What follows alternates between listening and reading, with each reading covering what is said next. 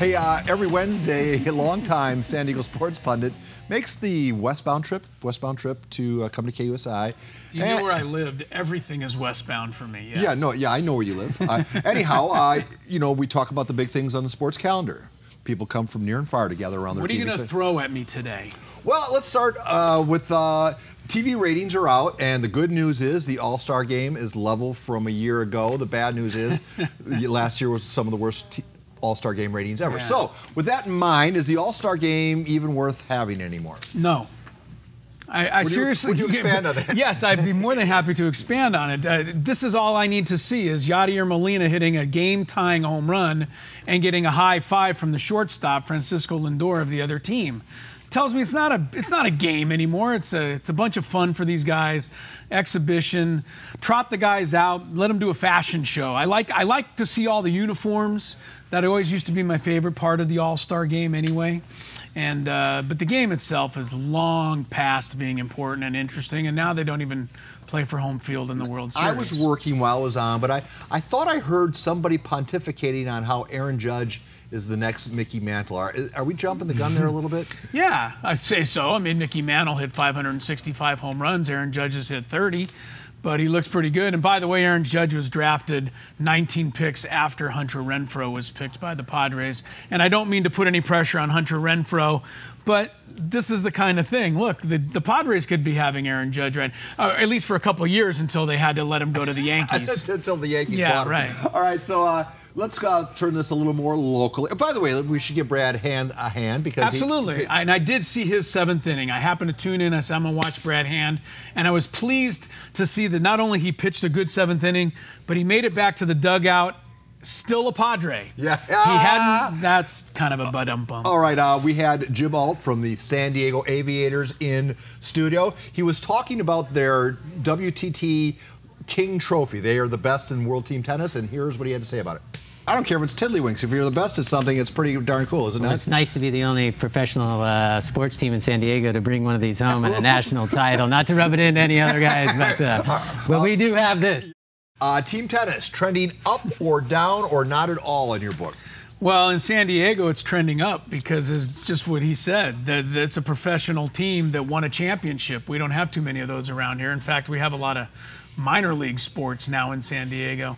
I've been following team tennis for like 40 years. I mean, they've had this for a long time. Yeah. It's always had a very small... It's evolved considerably. But it's evolved, and, it could be something if they could get the Federers and the Andy Murray, the big-time Djokovic's and Venus and Serena to play. You'll get them, but they'll be 45 years old. By the time you get... McEnroe could play. Yeah, right. That's what team tennis needs to be bigger. Yeah. We have an American still standing on the men's side of things at the All England Club. Tell me something about Sam Querrey.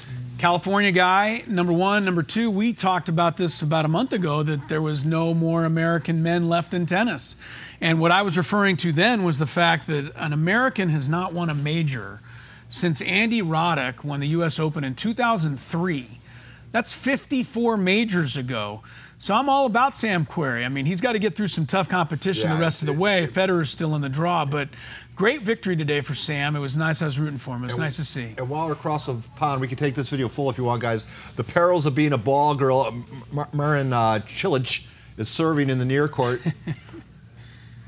Yeah, you gotta have quicker reactions than that, young lady. Oh no, that's not a ball girl. That's a judge. Or line judge. Yeah, excuse me. Look at her. She made the call. Yes, made the call. I like that. She made the accurate call. If you made saw the accurate. She goes. That's out. And takes it on the nice job. Shoulder there. Nice All job. right, so one of our fellow correspondents in the stable with you is a.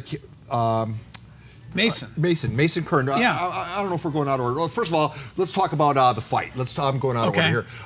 Tuesday, the big presser in L.A., Mayweather and McGregor, and then today they were back at it. Listen to this and get your reaction.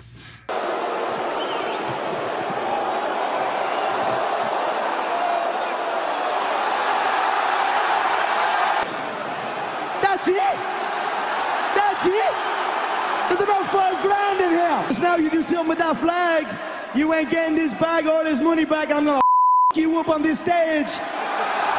If either guy could speak without bleeping, I would really be impressed. I mean, Mayweather yesterday at Staples Center was disrespectful to not only his opponent, which I understand, but to himself, to any of the young fans that might be Mayweather. I mean, come on, people. I mean, I understand you got to build up the interest for the fight, but can you get through it with some reasonable language that we can listen to? I mean, it's really embarrassing. They're dancing on. They've crossed the line. It's pretty vulgar. I mean, they really have. It's adult rated. Is the fight going to be as good as the adult comedy that we're enjoying? I doubt it. I don't think it'll be anywhere near. I don't think McGregor will ever hit him. I mean, nobody's ever hit Mayweather, so how is an MMA guy going to hit him? No, I don't. This is as close to hitting him as McGregor's going to get, I think, is during these things. I always get leery whenever things are the pundits are all one-sided like they are. I see what you're saying. I get very leery. What if he just gets a... boxing will be destroyed if Mayweather gets knocked out. No, it wouldn't. It wouldn't at all. Because you know what? If somehow Mayweather got knocked down or knocked out, then they would just have a twice as big a payday for a rematch. Yeah. Don't think that they don't think about stuff like that. Mason Kern, fellow commentator, correspondent in the KUSI Sports Department, given the assignment of going to the ESPYs to get maybe 1 or 2 interviews, the kid got 18 interviews. Here's an excerpt of 2 of the interviews he did at the ESPYs. How significant are the ESPY Awards to you, and what do you think the ESPY Awards do for people, not just here but around the world? They're very significant to me. Hopefully next year, I'm actually receiving an award, not just going to the show, but, it's a great honor to the guys who actually receive an award. What do the ESPYs mean to you? Why is this event so significant? I think it's a celebration of all kinds of sports, and in recent years, action sports are included in it. So for me, I think it's a coming of age. Mason, great job. He's now in the audience. I don't know, he might be getting an award, but I want to see the other 16 interviews. Yeah, and we will put those up on KUSI.com. I'm sure Mason's going to put them up on his website. Yeah. But ESPYs, great programming idea, or the end of Western civilization? No, the ESPYs are good. They're good not for the superstars, because the superstars already get plenty of attention. What I love most about the ESPYs, and if you watch them, you'll see it, the great attention that gets paid to women's sports, to women athletes, to athletes like Tony Hawk. I mean, in other sports, people that don't necessarily make the front page every single day, the ESPY shines a light on them. And I think for that reason alone, the ESPYs have a reason to exist. All right, we got about 10, 15 seconds left, so quickly. Rocky Long is having great recruiting success, but on the schedule this coming year, Stanford, Arizona State, Air Force, Boise State. How big a year, with the stadium issue in flux, how important is it for San Diego State football to have another good year? It's just important to win those games. The ones you just mentioned, it's just important to win those games for San Diego State. I think they're going to get a stadium somewhere, somehow. I don't think winning, losing is going to make a difference there.